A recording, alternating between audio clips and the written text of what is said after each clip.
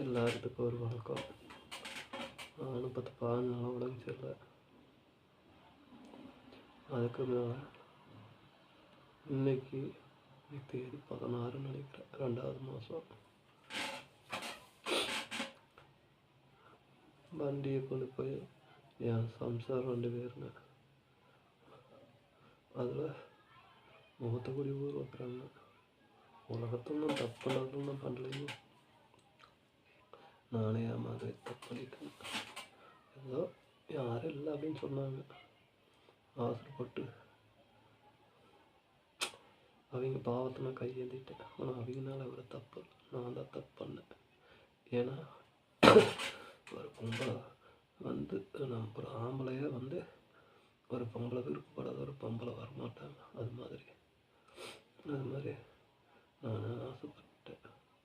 அதுபோல் எங்கள் வீட்டில் ஒரு பொண்ணு ஒரு பையன், எனக்கு அண்ணன் தம்பிகளை ஏகப்பட்டு இருக்கிறாங்க. ஆனால் இருந்து அனாதை பழக்க 2ஆம் தரமும் பழகிட்டான்னு சொல்லி இப்படியே சரி வீட்டில் இருந்தால் குடும்பம் பெரும் பிரச்சனையாகிடுன்னு சொல்லிட்டு தான் வீட்டு விட்டு நான் வெளியே வந்துட்டேங்க. இன்னையோட 3-4 வருஷம் மட்டும் ஆகிப்போச்சு. இதில் என்ன பாவம் பண்ணுறேன்னு தெரியலைங்க. யாருக்கு ஒரு துரோகம் பண்ணலை, என்னால் முடிஞ்சது செஞ்சேன். என்னை நம்பி வந்தவங்களுக்கு உதவி பண்ணேன். அதுபோல் ரொம்ப பெரிய பெரிய தப்பெல்லாம் நானே பண்ணிட்டுன்னு வச்சுக்கோங்களேன். எல்லோரும் என்னை நம்பி வந்தாங்கன்னா உதவி பண்ணேன். நான் இப்போவே மன்ன பரம்பரைகளாக உதவி பண்ணேன். நானும் ஊடு வாசல் இல்லாதவங்க. எங்களது பூமி ஒரு 7.5 ஏக்கரா பூமிங்க. அது 11 லட்சத்தி 12,500 பூமி. 14 லட்சங்க.